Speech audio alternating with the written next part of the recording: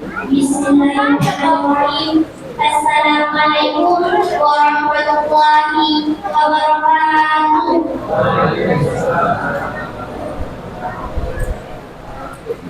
Bismillah, alhamdulillah, wassalatu wassalamu ala rasulillah wa ala alihi wa sahbihi wa sallam. Puji dan syukur senantiasa kita ucapkan kepada Allah Subhanahu wa taala. Berkat dan nikmatnya kita masih dapat beribadah di malam bulan Ramadan 1447 Hijriah.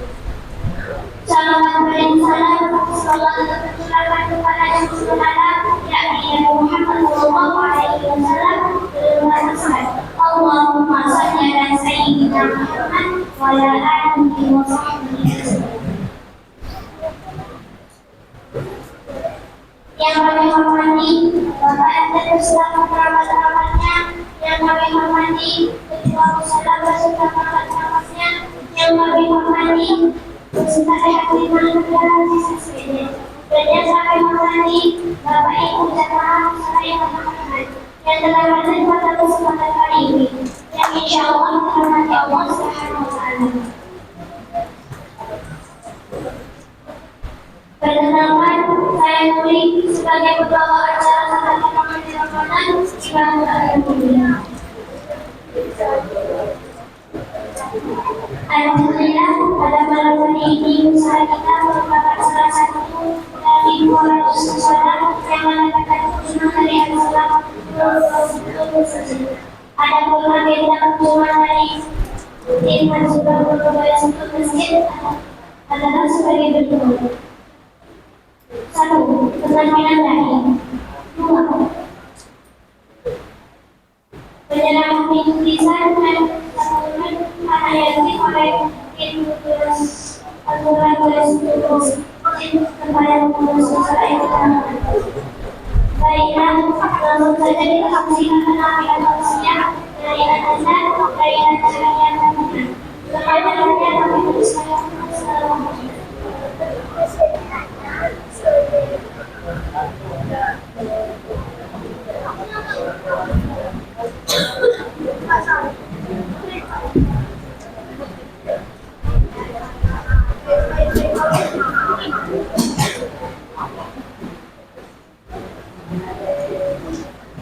Bismillahirrahmanirrahim. Assalamualaikum warahmatullahi wabarakatuh.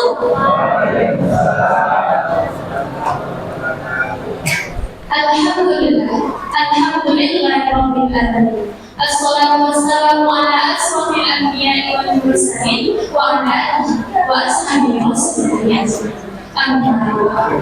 Awal, pertama, marilah kita panjatkan puji dan syukur kita atas kehadiran Allah Subhanahu wa taala yang telah memberikan kita nikmat dan hidayahnya sehingga kita bisa berkumpul di musyawarah bersama-sama. Salawat beriring dan salam tak lupa pula kita haturkan kepada junjungan agama yakni Nabi besar Muhammad sallallahu alaihi wasallam dengan mengucapkan Allahumma shalli ala sayyidina Muhammad wa ala alihi wasallam. Assalamualaikum ya Rasulullah. Assalamualaikum ya Rasulullah. Yang anak hormati Bapak, Ibu, dan jamaah sekalian yang insya Allah dirahmati Allah Subhanahu wa taala. Perkenalkan, nama anak Laila Cahaya Fatimah, anak siswi dari SMA IB Al-Zuhra. Pada kesempatan kali ini, izinkan aku menyampaikan sedikit kebaikan dengan judul dahsyatnya keutamaan bersedekah di bulan Ramadan. Hadirin rahimahullah.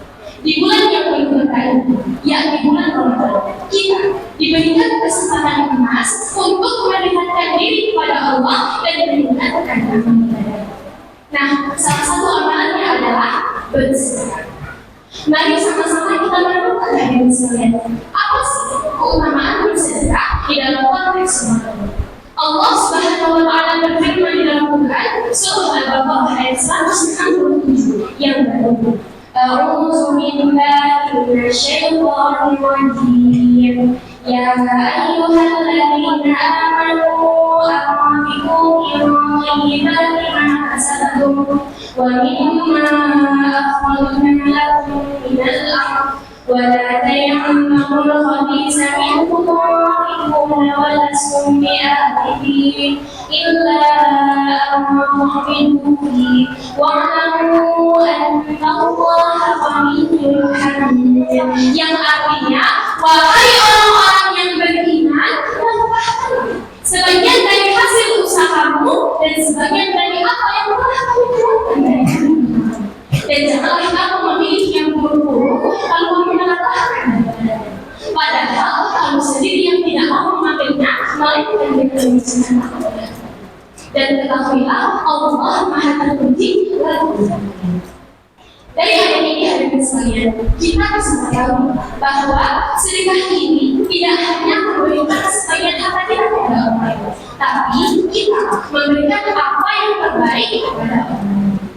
Hadirin Allah, bentuk bersedekah di bulan Ramadan hadirin sekalian tidak hanya berupa harta, tapi kita bisa memberikan seperti makanan kepada saudara kita, membantu pembangunan masjid, membantu acara dakwah, menolong tetangga kita yang sedang kesusahan, atau dengan memberikan senyum dan perkataan yang baik itu juga termasuk bersedekah hadirin sekalian. Nah, sedekah yang paling tepat adalah sedekah yang kita lakukan di saat kita sangat membutuhkannya. Akan tetapi hadirin lebih baik lagi jika kita melakukannya dengan hati yang ikhlas dan tanpa menggugah. Biasanya nih ada sebagian orang yang bersedekah itu tujuannya untuk dimakan kepada orang lain. Allah Subhanahu wa Ta'ala berfirman di dalam Quran surah Al-Baqarah ayat 164 yang artinya, wahai orang-orang yang beriman, janganlah kamu menghilangkan pahala bersedekahmu dengan menghidupinya dan menyakiti perasaan. Hadirin rahimakumullah. Bulan Ramadan itu adalah bulan yang paling pas untuk kita bersedekah. Kenapa demikian hadirin? Karena yang pertama, bulan Ramadan adalah bulan di mana dimanfaatkan. Jadi, insya Allah sedekah yang kita berikan nanti akan lebih baik. Yang kedua, membantu saudara kita. Sedekah yang kita berikan nanti hadirin bisa digunakan oleh saudara kita untuk berbuka puasa. Yang ketiga, meningkatkan rasa solidaritas. Sedekah yang kita berikan nanti bisa digunakan oleh fakir miskin untuk memenuhi kebutuhan mereka. Nah, hal ini akan meningkatkan hubungan sosial. Yang keempat, akan membuka pintu rezeki. Bersedekah di bulan Ramadan akan membuka pintu rezeki tidak terduga yang datang dari arah yang tidak disangka. Dan yang kelima, akan mendoakan Nabi Sallallahu Alaihi Wasallam bersabda, tidaklah suatu pagi kecuali dua orang malaikat turun. Yang satu berkata, ya Allah, berikanlah gantinya kepada mereka. Dan yang satu lagi berkata, ya Allah, berikanlah kebiasaan bagi mereka. Hadis dari Bukhari. Jadi hadirin sekalian, marilah sama-sama kita jadikan bulan Ramadan ini sebagai momentum kita untuk memperbanyak bersedekah. Tidak hanya sedekah harta, tapi kita bisa sedekah tenaga, pikiran, dan sedekah kebaikan. Semoga Allah menerima amal ibadah kita, melancarkan rezeki kita, dan menjadikan kita seorang hamba yang dermawan sebagai Rasulullah SAW. Mungkin ini yang dapat saya sampaikan. Mohon maaf apabila ada kesalahan. Ujur makalah, walatan sebenarnya. Lihatlah apa yang disampaikan dan lihat siapa yang menyampaikan. Syukran ala ihtimamikum. Wabillahi taufiq wal hidayah. Wassalamualaikum warahmatullahi wabarakatuh.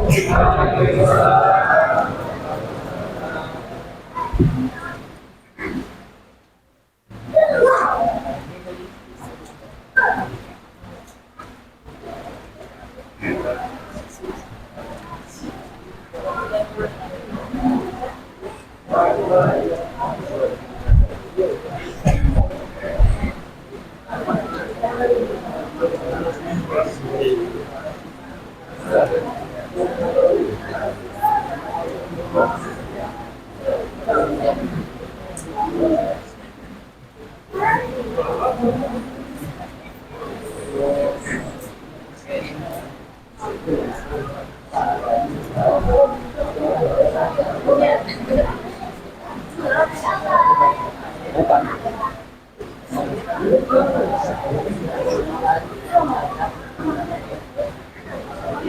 Terima kasih atas kepada Ibu Personal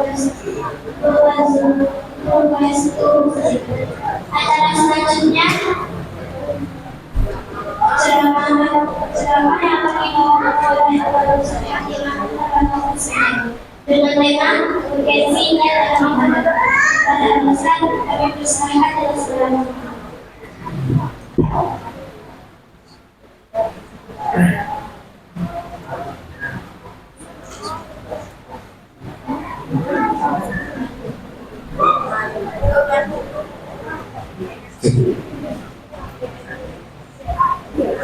Saya akan mengatakan dua hal yang membuat saya gemetaran.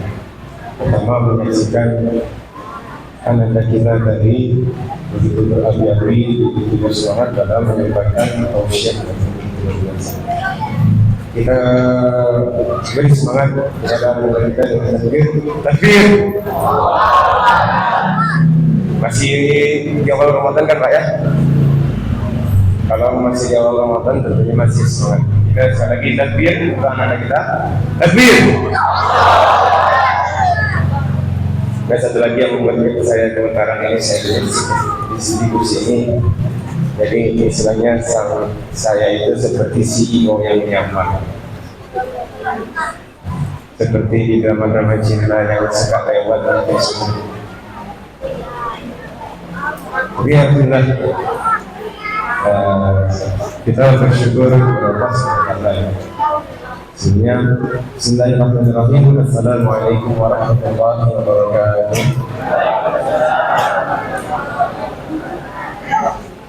Alhamdulillah. Alhamdulillahilladzi anzala ala 'abdihi al-kitaba wa lam yaj'al lahu 'iwaja. أشهد أن لا إله إلا الله وحده لا شريك له وأن سيدنا محمدا عبده ورسوله المبعوث رحمة للعالمين ثم الصلاة والسلام عليه وعلى آله وصحبه ومن تبعهم إلى يوم الدين أما بعد رب اشرح لي صدري ويسر لي أمري wahlul 'uqdatam min lisani yafqahu qawli. Jemaah yang dimuliakan oleh Allah Subhanahu wa taala, bersyukur kita kepada Allah Subhanahu wa taala yang telah memberikan segala kenikmatan yang tiada tara kepada kita sekalian, dan juga nikmat yang telah Allah berikan ini tidak bisa kita hitung. Walaupun kita menghitungnya dengan alat bantu sekalipun.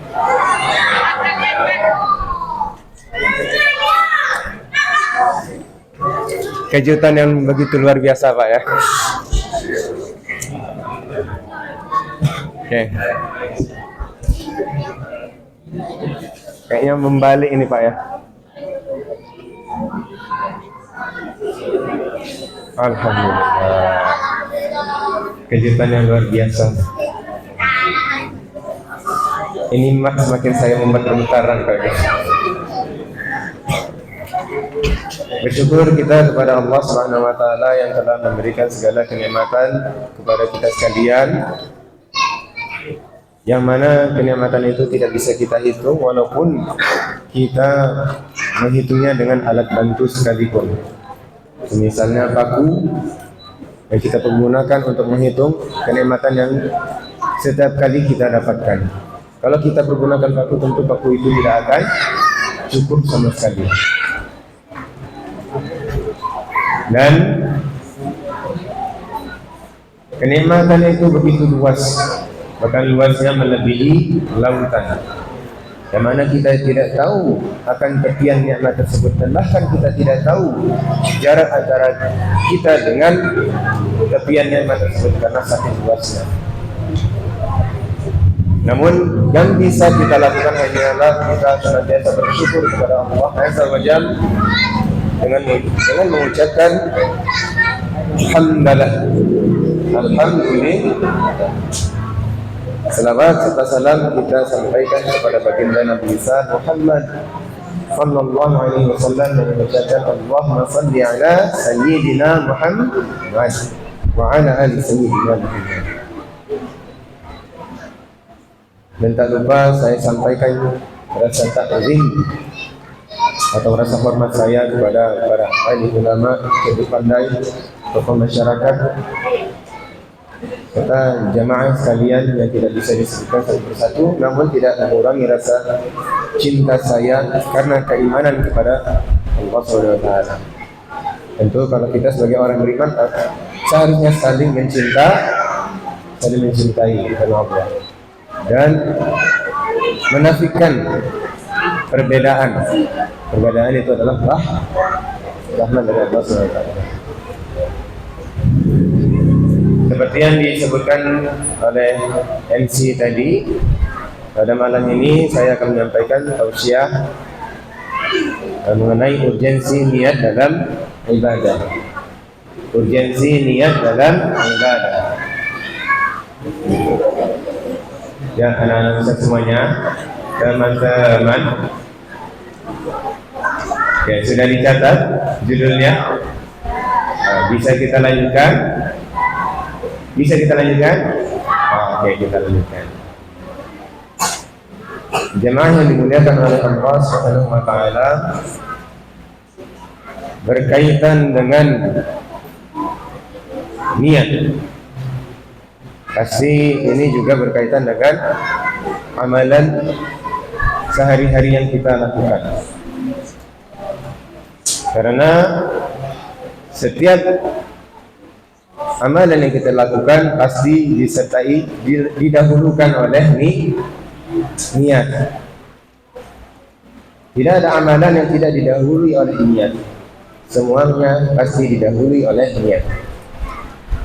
Rasulullah SAW bersabda dalam satu hadis, yang mana hadis ini ada di urutan pertama di dalam hadis Arba'in karangan Imam An-Nawawi, yang berbunyi innamal a'malu binniyat wa innama likulli imri'in ma nawa.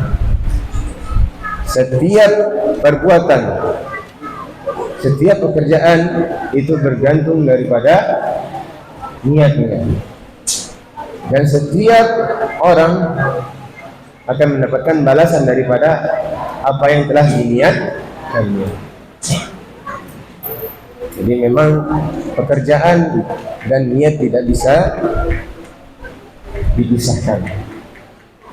Niat itu sendiri adalah kehendak hati yang kuat untuk melakukan suatu perbuatan, dan niat itu berada di dalam hati kita. Artinya niat merupakan dorongan dari hati untuk melakukan sesuatu. Dan secara syar'i niat itu berarti tekad atau azam untuk melakukan atau mengerjakan ibadah karena ikhlas kepada Allah Subhanahu wa taala. Di dalam kitab Jami' Al-Ulum wal Hikam halaman ke-67, Ibnu Rajab Al-Hambali rahimahullahu taala membagikan fungsi niat itu menjadi dua. Yang pertama adalah menjadi pembeda antara ibadah yang satu dengan ibadah yang lain, dan ibadah dengan non-ibadah. Maksudnya apa? Menjadi pembeda antara ibadah dengan ibadah yang lain. Misalnya kalau kita melakukan salat, sebagaimana kita ketahui, salat itu terbagi menjadi dua bagian. Yang pertama adalah wajib dan sunnah. Nah, yang wajib dibagi lagi menjadi 5 waktu: subuh, zuhur, asar, maghrib, dan isya. Kalau kita melaksanakan salat wajib, lalu salat yang kita lakukan itu diniatkan untuk salat subuh, maka salat itu menjadi salat subuh. Sedangkan kalau kita meniatkan melakukan salat wajib dan kita niatkan untuk salat zuhur, maka salat itu menjadi salat zuhur sesuai dengan penempatannya. Begitupun juga dengan salat sunnah. Kalau misalnya kita mengerjakan salat sunnah lalu kita niatkan untuk salat tahajud, maka salat sunnah tersebut menjadi salat sunnah tahajud. Begitu juga dengan apabila kita melakukan salat sunnah lalu kita niatkan untuk melaksanakan salat sunnah duha, maka itu menjadi salat sunnah duha. Itu ibadah, itu membedakan antara ibadah satu dengan ibadah yang lain sesuai dengan penempatannya. Dan membedakan ibadah dengan non ibadah. Misalnya kalau kita mandi meniatkan diri kita untuk mandi junub atau mandi wajib, maka mandi tersebut menjadi mandi wajib atau mandi junub. Dan apabila kita meniatkan mandi tapi tidak untuk mandi wajib atau mandi junub, maka itu menjadi mandi yang biasa kita lakukan. Lalu pembeda yang kedua adalah menjadi pembeda tujuan dalam ibadah. Membedakan tujuan dalam ibadah, apakah ibadahnya itu diniatkan hanya karena Allah SWT dan mengharapkan ridhonya, atau niatnya untuk yang lain seperti halnya untuk mendapatkan pujian dari orang lain. Hal ini berarti berkaitan dengan keikhlasan hati di dalam hati seseorang. Sebagaimana kita ketahui, Allah Subhanahu wa taala tidak menerima amalan ibadah kita apabila tidak diniatkan karena keikhlasannya kepada Allah Subhanahu wa taala. Karena tidak diniatkan ikhlas untuk menggapai ridha Allah Subhanahu wa taala, Allah tidak akan terima itu. Dalam hadis qudsi yang diriwayatkan oleh Imam Muslim, Allah Ta'ala berfirman, teman-teman bisa dengar mana Ustaz? Dalam hadis qudsi yang diriwayatkan oleh Imam Muslim, Allah Ta'ala berfirman,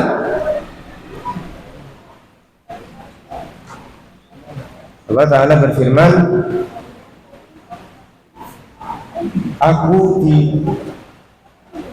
Allah Ta'ala subhanallah,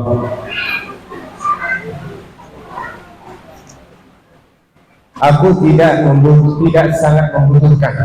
sangat tidak membutuhkan sekutu. Aku sangat tidak membutuhkan sekutu. Siapa saja yang beramal menyekutukan sesuatu denganku, maka aku akan tinggalkan dia dan syirik. Maka kita harus benar-benar meniatkan diri kita ikhlas karena Allah SWT dalam menjalankan ibadah kita. Niat, kadar niat seseorang bisa mempengaruhi besaran pahala yang kita dapatkan. Semakin murni niat yang ada di dalam hatinya ikhlas karena Allah Ta'ala, maka semakin besar pula peluang untuk mendapatkan pahala yang lebih besar. Namun kalau misalnya niatnya itu bercampur dengan sesuatu yang bersifat keduniaan, kesyirikan dan lain sebagainya, maka akan semakin kecil peluang untuk mendapatkan pahala yang besar.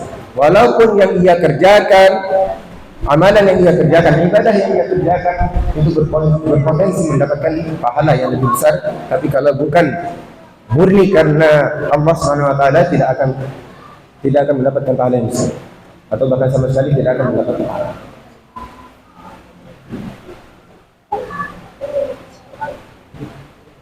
Jemaah yang dimuliakan oleh Allah Subhanahu wa taala, amalan yang dilakukan oleh seseorang bisa menjadi syirik yang tersembunyi apabila amalan tersebut memiliki niat yang lain bukan karena Allah SWT, atau ingin dia memamerkan amalan ibadahnya agar dia bisa dipuji oleh orang lain, dianggap sebagai orang yang saleh, maka hal itu menjadi syirik yang tersembunyi. Di dalam hadis yang diriwayatkan oleh Imam Ibnu Majah nomor 4204, Rasulullah SAW bersabda, syirik yang tersembunyi yaitu seseorang yang melakukan salat dan dia memperbagus salatnya karena dia melihat pandangan orang lain. Artinya dia ingin dipuji, dia ingin dilihat sama orang lain bahwa dia paling saleh, paling taat dalam beribadah. Na'udzubillah, na'udzubillah. Hal ini harus dihindari oleh kita sekalian.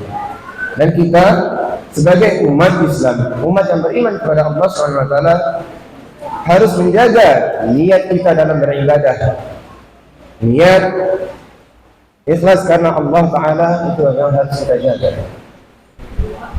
Lalu bagaimana kita menjaga niat kita agar tetap ikhlas karena Allah SWT dalam menjalankan ibadah kita? Kiai Haji Abdullah Gimnas Tiar, atau yang sering kita kenal disebut dengan Ta'ajib, pernah menyampaikan 3 hal di dalam ceramahnya untuk menjaga niat kita agar tetap murni ikhlas karena Allah Ta'ala dalam menjalankan ibadah kita sehari-hari. Yang pertama, ketika melakukan suatu kegiatan hendaknya diawali dengan niat karena Allah Subhanahu wa Ta'ala. Lalu yang kedua, ketika di tengah-tengah kegiatan, maka kita kembali meluruskan niat kita. Luruskan niat benar-benar murni karena Allah Subhanahu wa Ta'ala. Yang ketiga adalah kita mengevaluasi diri kita, mengevaluasi setiap kegiatan yang kita lakukan di akhir kegiatan kita. Apakah di awal sampai di akhir niat kita masih sama karena Allah SWT dalam menjalankan ibadah? Jikalau masih sama, maka kita teruskan. Namun jikalau ada perubahan atau sudah melenceng dari niat awalnya, maka kita perbaiki niat kita. Harus kembali pada niat awal, yaitu niat ikhlas karena Allah Ta'ala dalam menjalankan ibadah. Dan niat ini dalam ibadah kita, niat ini menjadi penentu akan ibadah kita itu diterima oleh Allah SWT atau tidak. Dan juga menjadi penentuan apakah ibadah yang kita lakukan itu sah atau tidak di mata Allah SWT. Makanya mari sama-sama kita kembali lagi meluruskan niat kita dalam menjalankan ibadah kepada Allah SWT. Niat ikhlas karena Allah Ta'ala. Akhirul kalam, itu saja yang bisa saya sampaikan. Mohon maaf apabila terdapat kesalahan dalam penyampaian, karena kesempurnaan hanya milik Allah dan kekurangan milik kita, datangnya dari kita sebagai manusia, karena manusia adalah tempatnya segala kesalahan. Wabillahi taufiq wal hidayah. Assalamualaikum warahmatullahi wabarakatuh.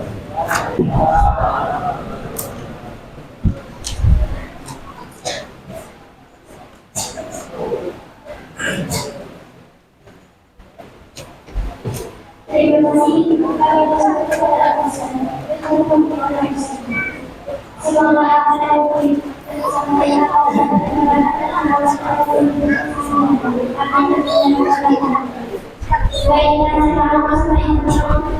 sekalian, selanjutnya kita akan sama-sama melaksanakan dalam hidup kita. Adapun kita pada bulan ini adalah untuk itu mari kita bersih-bersih untuk melaksanakan semoga ibadah kita ini bermanfaat untuk semua orang. Saya ingin mengucapkan Terima kasih.